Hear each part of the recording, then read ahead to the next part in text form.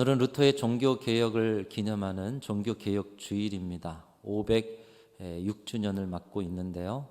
이 종교개혁 주일이 나와 무슨 상관입니까? 그때 과거의 역사의 일이고 지금 세상살이도 참 팍팍한데 종교개혁 주일 예배를 통해서 개혁에 대한 이야기보다 위로의 말씀이 좀 좋지 않겠습니까? 이런 생각이 많이 들곤 합니다. 그러나 종교개혁의 날은 우리 신앙에 있어서도 너무나 중요한 날입니다. 우리가 만일 종교개혁 주일이 없다라면 지금 이렇게 예배하고 있지 않을 겁니다. 카톨릭의 여러 제도 안에서 또 여러 바르지 않은 교리 안에서 우리는 신앙이라는 그 이름으로 또 하나님을 찬양한다고 서 있을 것입니다. 근데 이렇게 우리가 초대 예루살렘 교회와 또 바른 그 교회의 역사를 이어온 것은 종교개혁이 있었기 때문인 것을 기억할 때 오늘 우리는 이 종교개혁주의를 다시 한번 우리가 다시 태어난 날, 교회다운 교회로 선 날 귀하게 여기면서 하나님께 영광을 올려드려야 할 것입니다. 루터를 비롯한 종교개혁가들이 무엇을 위한 개혁을 이루었습니까? 여러분, 초대 예루살렘 교회가 마가의 다락방에서 성령 충만받아 시작한 줄 아시죠? 그 충만함으로 3,000명, 5,000명 하나님의 부흥의 역사를 주셨어요. 그런데 고인물이 계속되면 하나님께서도 그 고인 물꼬를 트셔요. 환난과 핍박을 통해서 이 예루살렘 교회가 온 세상으로 흩어져 이방 지역에 교회가 세워지게 됩니다. 그 핍박 속에 수많은 순교자를 내면서 복음은 예루살렘과 온 유대와 사마리아와 땅끝까지 이르러 하나님의 그 나라를 계속 확장해가는 능력이 되었습니다. 그리고 급기야 로마를 복음으로 정복해서 로마가 기독교 국가가 되는 상상할 수 없는 놀라운 일들이 일어났습니다. 여러분, 로마가 기독교 국가가 됐다면 이제 당시에 세상을 지배하고 통치하는 중심에 있었던 로마를 통해 복음이 세계에 전파되어서 온 세계 열방이 주께로 돌아와야 되는데 그런 역사가 있기보다는 교회가 타락을 하게 된 것입니다. 구약 성경의 가나안 땅, 그 약속의 땅에 들어갔던 이스라엘 백성들이 가나안의 안정과 풍요 속에서 이제 그 넉넉함 속에서 하나님을 마음껏 찬양하는 삶을 살아야 되는데 그들은 그 안정과 풍요 속에서 하나님을 저버리고 세상을 따라갔습니다. 마찬가지로 로마가 기독교를 국교로 인정하면서 갔다며 그 안정과 풍요 속에서 하나님을 마음껏 찬양하고 세계 열방의 복음을 전해야 되는데 로마의 기독교는 타락해 갔다라는 것입니다. 그리스도의 몸으로서의 교회가 아닌 인간의 욕심을 채우고 불안을 해소하는 하나의 종교로 타락해 간 것이죠. 오늘 저와 여러분의 신앙도 우리의 만족, 우리의 위로만을 바라는 그런 자리라면 여러분, 그것은 종교입니다. 생명이 있는 신앙이 아니라 종교일 뿐인 것이에요. 우리는 종교가 아닌 신앙을 가진 사람들입니다. 당시에 타락한 로마 교회는 면죄부를 팔아 배를 불리고 인간의 교황의 말이 틀린 것이 없다는 교황 무오솔로 권한을 강화하면서 신앙이 금권화됩니다. 또 신앙이 정치화됩니다. 신앙이 교권화됩니다. 우리 교단이 지금 대한예수교 장로교죠. 대한예수교입니다. 교회가 예수 없는 교회가 되었다는 거예요. 예수 없는 예수교회. 하나님이 중심이 아니라 인간이 중심이 된 교회. 타락의 모습은 바로 그런 모습으로 나타나고 있는 것입니다. 이런 신앙의 타락을 두고 볼 수 없어서 1517년 10월 31일 로마 카톨릭 교회를 개혁해서 하나님 앞에 바른 교회를 세워드리고자 생명을 걸고 비텐베르그 성당 그 문에 95개조의 반박문을 붙인 루터의 종교개혁, 그리고 수많은 종교개혁가들의 생명건 사투, 그것을 통해서 오늘날 우리가 함께 이 모양으로 하나님 앞에 교회를 이루어서 예배하고 있는 것이에요. 그들은 그저 서명운동 정도 한 것이 아닙니다. 교회를 교회답게 세워서 하나님께 돌려드리고 성도들을 바른 진리, 성경의 말씀에 입각하여 세워가기 위해서 자신의 인생과 생명을 다 던져드렸다는 것이에요. 우리가 506주년 되는 종교개혁주의를 기념하는 이유는 우리 교회가 서 있는 자리가 개혁교회의 전통 아래 서 있다, 개혁교회다라는 것을 확인하고자 그리고 점검하고자 오늘 이 아침에 종교개혁주의를 보내고 있는 것입니다. 신앙이 금권화되고 교권화되고 정치화되어감으로 나타나는 예수 없는 예수교회, 하나님 중심이 아닌 사람이 중심이 되는 그런 교회가 되어 있지 않는가? 우리는 정말 개혁 교회인가? 예수님이 주인 되시고 하나님이 기뻐하시는 교회를 오늘도 스스로 세워가는, 스스로 개혁하는 그런 개혁 교회인가? 우리는 어디에 서 있는가? 여러분, 우리 순천중앙교회는 개혁 교회인 줄로 믿습니다. 오늘 또 개혁되어 가고, 오늘 또 주님이 기뻐하시며, 오늘 또 예수님이 주인 되시는 개혁교회, 우리가 서 있는 터전을 확신하고자 우리는 또 종교개혁주의를 보내고 있는 것이죠. 오늘 506주년 종교개혁주의를 맞아서 회복과 개혁의 모범을 보여주는 느헤미야서를 묵상하는데요, 개혁의 의미를 되새기고 생명과 진리의 명맥을 이어가는 당당한 개혁교회로 서고자 이 말씀을 함께 나눕니다. 우리 교회가 개혁교회다. 여러분, 이 확신이 넘쳐나시기를 축복합니다. 대부분 제가 많은 분들에게 인사를 가면 그 전통과 역사를 자랑하는 순천중앙교회, 근데 그게 꼭 좋게만은 들리지가 않더라고요. 약간은 옛날 교회라는 그런 느낌으로 이야기하시는 분들도 있는 것 같아요. 그렇지 않아요. 우리 교회는 개혁교회인 줄로 믿습니다. 우리 교회는 중요한 전통을 갖고 있어요. 우리 교회는 역사도 갖고 있어요. 더불어 우리 교회는 개혁교회인 줄로 믿습니다. 이스라엘 민족이 하나님이 택하신 민족이었지만 그들은 하나님의 백성으로서의 그 권리와 또 복을 스스로 누리지 못하고 버려버리는 패역한 백성으로 서게 되었습니다. 하나님보다 우상을 즐겨 섬기고요, 하나님보다 세상을 즐거워하고요, 음란과 세속을 따라가는, 하나님의 말씀에 불순종하는 삶을 살았습니다. 자기 소견에 오른 대로, 자기 마음 가는 대로. 하나님의 백성의 길이 아니었던 것이죠. 하나님의 경고에도 행실이 바뀌지 않자 기원전 586년에 바벨론이라는 나라를 들어서 이스라엘을 치셔서 북이스라엘이나 남유다나 이제 다 멸망해 버렸습니다. 성전이 무너집니다. 나라가 패망하여서 모든 성곽들이 폐허가 됩니다. 많은 자들이 포로로 끌려가 70년의 세월 동안 포로 생활을 하면서 1대, 2대, 3대, 고국에서 1대, 2대, 3대가 아니에요. 포로 생활로. 그 70년 동안 고국 이스라엘은 주변 여러 민족의 공격을 받습니다. 수도 예루살렘은 다른 민족의 소굴이 되고 그들과 결탁한 자들이 기득권이 되어서 소망 없는 땅으로 계속 전락해 가고 있습니다. 우리 일제시대의 2배잖아요. 70년. 일제와 결탁해서 안정을 취했던 그런 모습들이 예루살렘에도 있었다는 것이죠. 그러는 중에도 하나님께서 은혜를 주셔서 바벨론 포로 70년 가운데 포로 귀환의 기적 같은 역사를 주셨고, 느헤미야는 그 중심에 서서 예루살렘으로 돌아와서 성벽 건축을 완공하고 신앙과 사회 전반을 개혁하면서 거룩한 하나님의 나라, 거룩한 백성으로 세워가는 일에 최선을 다하고 생명을 다하였습니다.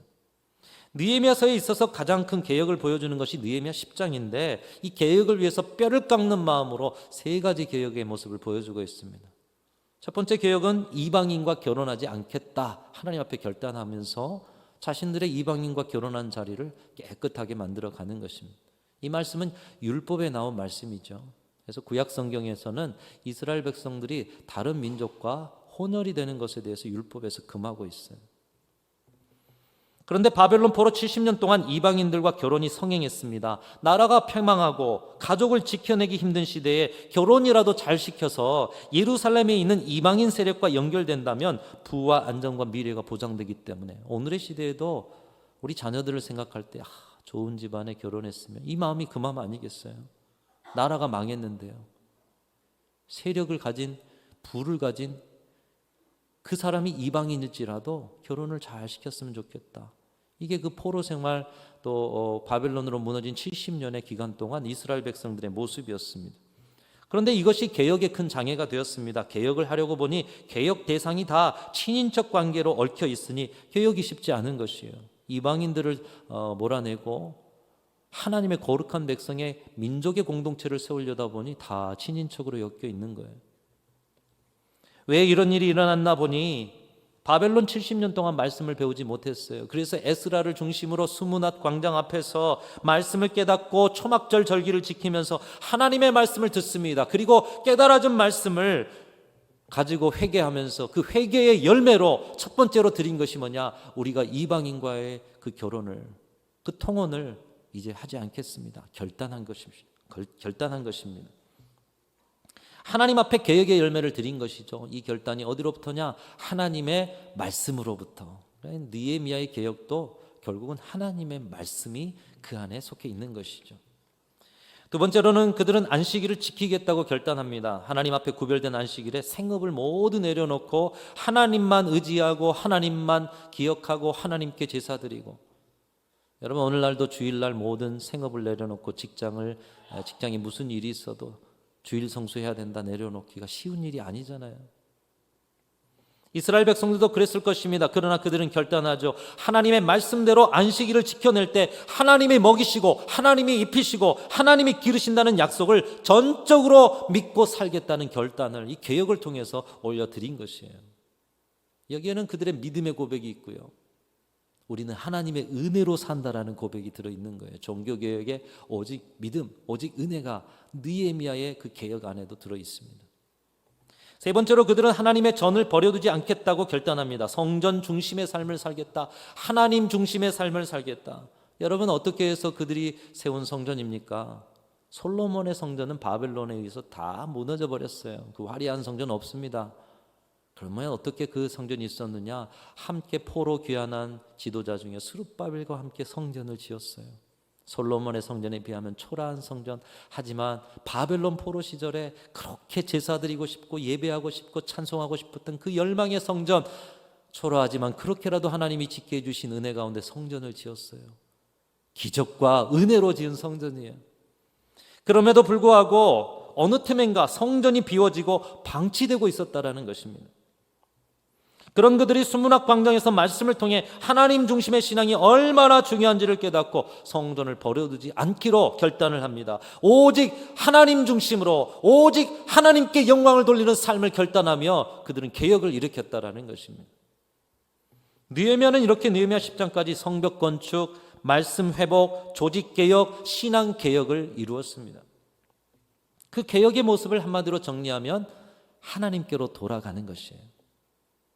이방인과 결혼을 포기하는 것도 결국 하나님의 말씀대로 순종하면서 하나님께 돌아가는 것, 안식일에 여러 장사를 멈추고 안식일을 지키겠다는 것도 하나님을 믿는 믿음과 은혜로 돌아가는 것, 하나님을 예배하는 이 성전 중심의 삶을 살겠다는 것도 하나님 중심으로 하나님께 영광을 돌리는 삶을 살겠다는 결단, 철저한 회개 속에서 신앙의 본질적인 자리, 원래의 자리, 그 하나님께로 돌아가겠다는 결단이 이 느헤미야서의 개혁의 원리였습니다. 여러분 500여 년 전 종교개혁도 마찬가지입니다. 교회의 타락과 변질로 잃어버린 본래의 자리로 돌아가기 위해 생명을 걸었던 것입니다. 그래서 종교개혁의 5대 모토가 있죠. 여러분도 잘 아시는 거, 오직 예수, 오직 성경, 오직 믿음, 오직 은혜, 오직 하나님께 영광. 단순하지만 우리의 신앙의 본래의 자리로 돌아가서 하나님이 기뻐하시는 교회, 하나님이 기뻐하시는 신앙인으로 서고자 그들은 결단하며 개혁을 일으켰습니다. 오늘 느헤미야의 개혁에도 나타나고 있는 것이에요. 506주년을 맞는 오늘 우리가 돌아가야 할 자리, 바르게 서야 할 자리, 원래 우리가 있어야 할 자리도 바로 이 자리인 줄로 믿습니다. 한번 따라하겠습니다. 오직 예수, 오직 성경, 오직 믿음, 오직 은혜, 오직 하나님께 영광. 여러분 이 자리 외에 다른 자리에 서 계시다면 반드시 여러분을 개혁하셔서 하나님이 기뻐하시는 그 자리에 서서 하나님을 마음껏 찬양하고 하나님께서 주시는 은혜와 복을 마음껏 누리는 저와 여러분들이 되실 수 있기를 주님의 이름으로 축원합니다. 자, 개혁의 첫 번째 원리는 그것이에요. 원래의 자리로 돌아가는 거예요. 느헤미야는 이렇게 참신앙의 자리로 돌아가는 개혁을 일으키고 느헤미야 11장에서 온전한 봉헌식을 드리는데요. 그런데 그 11장을 넘어 오늘 13장에 오니 이 개혁이 실패한 자리를 보여주고 있어요. 이 개혁이 단 1년도 안 되는 시간의 기간 동안에 무너진 자리, 실패한 자리가 있음을 보여주고 있습니다. 여러분 어떻게 이룬 개혁입니까? 바벨론 포로 70년의 기간을 기다렸다가 포로 귀환의 기적의 역사를 경험하고 와가지고 또 성벽 건축하고 성전 건축하고 신앙과 사회를 개혁하기까지 엄청난 하나님의 도움 없이는 이룰 수 없는 개혁이었는데, 오늘 보면 6절 7절이 이 개혁이 실패해갔던 때를 알려주고 있습니다. 제가 한번 읽어보면 이렇습니다. 그때에는 내가 예루살렘에 있지 아니하였느니라. 바벨론 왕 아닥사스다 32년에 내가 왕에게 나아갔다가 며칠 후에 왕에게 말미를 청하고 예루살렘에 이르러서야 엘리야십이 도비야를 위하여 하나님의 전뜰에 방을 만든 악한 일을 안지라. 지금 아닥사스다, 바벨론의 아닥사스다 왕이 느헤미야를 총독으로, 예루살렘 총독으로 임명해서 그 일을 감당하게 했는데, 오늘날 사스다 왕이 부른 거죠.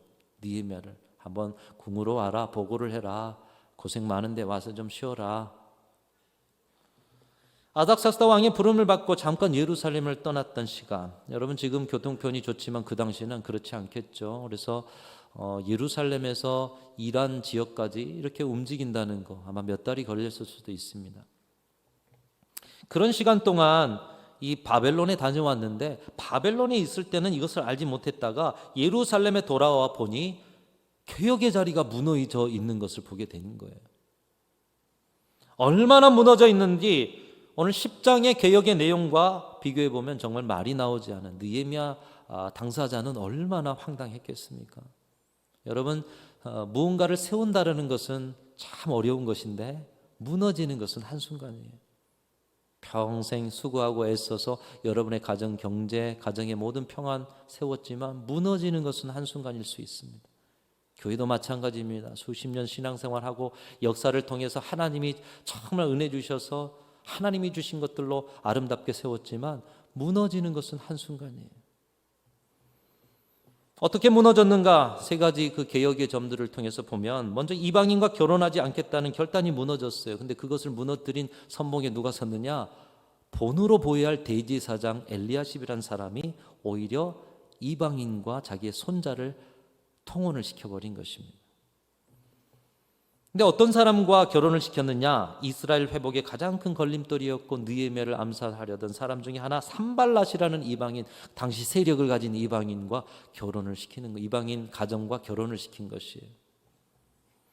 또 주변 이방인들과 결혼한 사람들도 있었습니다. 근데 그 사람들을 느헤미야가 와서 보니까 거기 자녀들이 태어났는데 그 자녀들이 어머니가 다 이방인들이에요. 그러다 보니 유다 말을 하지 못해요. 유다 말, 히브리 말을 하지 못하다 보니까, 여러분 언어도 하지 못하는데 민족의 정체성이 들어갈 수가 있겠습니까? 거룩한 하나님을 찬송하는 백성으로 설 수 있겠습니까? 쉽지 않아요. 느헤미야가 보니 기가 막힐 노릇입니다. 그 길로 대제사장의 손자를 내쫓습니다. 이방인과 결혼한 자들을 때리고 머리털을 뽑고 통혼하지 않겠다 맹세를 하게 만듭니다. 여러분 이 일이 쉽지 않죠.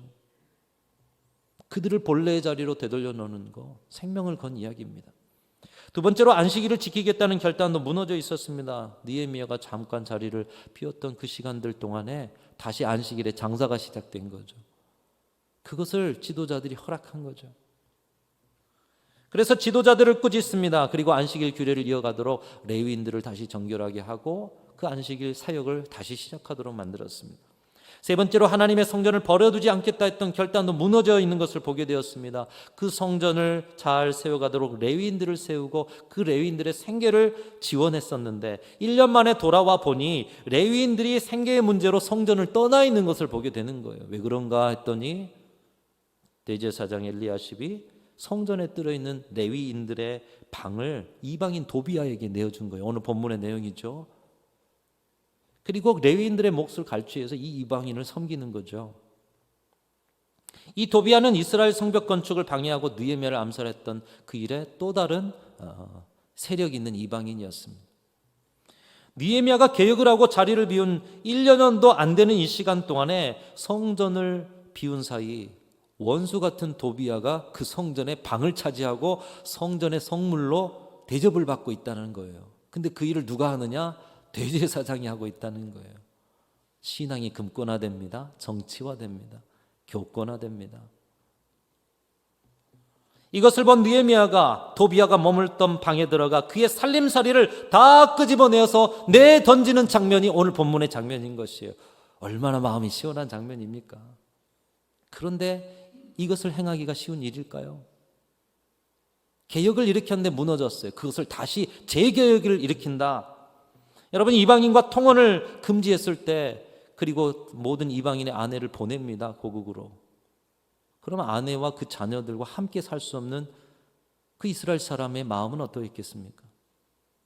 또 그 일로 수치를 당한 사람들이 느헤미야를 어떻게 생각했겠습니까? 안식일에 장사를 못하는, 이익을 내지 못하는 장사치들, 그리고 수치를 당한 대제사장, 그와 이익을 본 무리들, 여전히 영향력을 가진 이방인 도비야, 산발랏, 여러분 그들이 느헤미야를 어떻게 대하겠어요? 어떤 위기가 있겠습니까?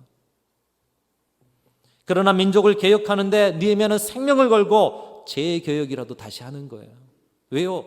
이 민족을 바라보시는 하나님의 마음, 기적이라도 일으키셔서 다시 회복의 역사를 주신 하나님의 마음, 이 민족을 통해서 예배를 받으시고 제사를 드리시고 찬송을 받기 원하시는 하나님의 마음을 알았기 때문에 민족을 개혁하는 일에 생명을 드리고도 남았던 것이죠. 이런 느헤미야의 재개혁의 과정을 통해서 개혁의 또 하나의 원리를 보게 됩니다. 첫 번째 원리는 원래 있어야 할 자리로 돌아가는 것이다. 두 번째 원리는 뭐냐? 개혁은 계속해서 개혁되어야 한다는 것입니다. 개혁을 했지만 개혁이 멈춰버린다면 개혁했던 당사자들이 모두 떠나고 날 때 개혁 이전으로 돌아가 버리는 것을 볼 수가 있다는 거예요. 느헤미야만 떠났더니 개혁 이전으로 돌아가 버리잖아요. 여러분이 하나님을 섬기고 애써서 날마다 새 사람이 되고 맡긴 사명 감당하며 세운 우리 순천중앙교회가 여러분이 이 자리를 떠나고 나면 어떤 교회로 세워져 있겠습니까? 개혁은 계속되지 않으면 개혁의 세대가 떠난 다음에는 이 모든 것이 허물어지는 거예요. 여기 두 번째 개혁의 원리가 있다는 것이죠. 개혁은 일회성이 아니라 계속되지 않는다면 개혁은 무의미해진다는 것입니다. 그래서 종교개혁자들이 교회를 향한 개혁, 신앙을 향한 개혁에 있어서 또 다른 구호 하나가 있습니다. 한번 따라합니다. 개혁교회는 개혁되어야 한다. 진정한 개혁교회라면 오늘 또 개혁이 돼야 하고요, 내일 또 개혁이 돼야 한다는 거예요. 계속해서 개혁되지 않으면 우리는 개혁된 교회, 지금도 개혁되고 있는 리폼 처치가 아니라 개혁의 대상이 되는 아직 개혁이 필요한 교회라는 것이에요. 사랑하는 성도 여러분, 우리 교회는 개혁 교회입니까? 아니면 개혁 대상이 되는 교회입니까? 오늘날 물질적 도덕적 타락과 교권주의 기복신앙, 교회의 분열이 만연하는 우리 한국교회의 형태를 통해서 볼 때에 우리 한국교회의 많은 자리는 개혁교회입니까? 개혁의 대상이 되는 교회입니까? 루터가 오늘의 시대에 와서 바라본다면 어느 교회의 문에 95개조의 반박문을 붙이겠습니까? 이것은 우리 신앙에 있어서도 개혁의 원리로 살라는 강력한 말씀으로 이 아침에 저와 여러분을 향해서 선포되고 있습니다. 먼저 우리가 있어야 할 원래 그 자리를 회복하라고 말씀하고 있어요. 오직 예수, 오직 말씀, 오직 믿음, 오직 은혜, 오직 하나님께 영광 외에 여러분의 신앙의 자리가 있다라면 여러분 개혁하셔야 한다는 거예요. 우리 신앙에도 말씀하고 있는 거예요. 그리고 오늘 또 그 개혁의 자리에 섰다면 오늘만 아니라 계속해서 개혁되는 것이 참 신앙이다. 오늘 저희 여러분의 신앙을 향해서도 주님은 이 말씀을 주고 계신 줄로 믿습니다. 사랑하는 성도 여러분, 오늘 종교개혁 506주년을 맞아서 이 개혁의 명령을 듣고 순종하여서 언제까지나 하나님이 원하시는, 그래 너는 내 백성이고 나는 너의 하나님이야, 우리 함께 평생 함께 동고동락하면서 아름다운 생애를 이루어가자. 주님의 초청, 주님의 말씀에 그 아름다움의 복을 누리시는 저와 여러분, 개혁교회인 우리 순천중앙교회, 개혁신앙인 여러분들이 다 되셔서 남은 생에도 우리 하나님의 기쁨이 되고 세상을 하나님께 올려드리는 우리 모든 성도들이 다 되실 수 있기를 주님의 이름으로 축원합니다.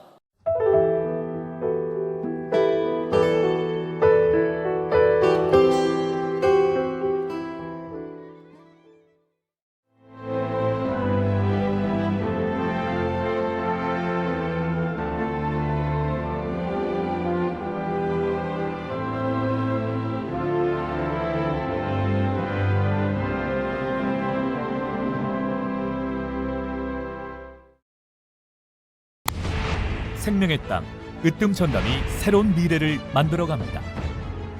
산업의 기초부터 미래 첨단 산업까지 함께하는 기업에 답을 드립니다. 기업이 더 넓은 세계로 더 밝은 내일로 나아갈 수 있도록 전라남도가 함께하겠습니다.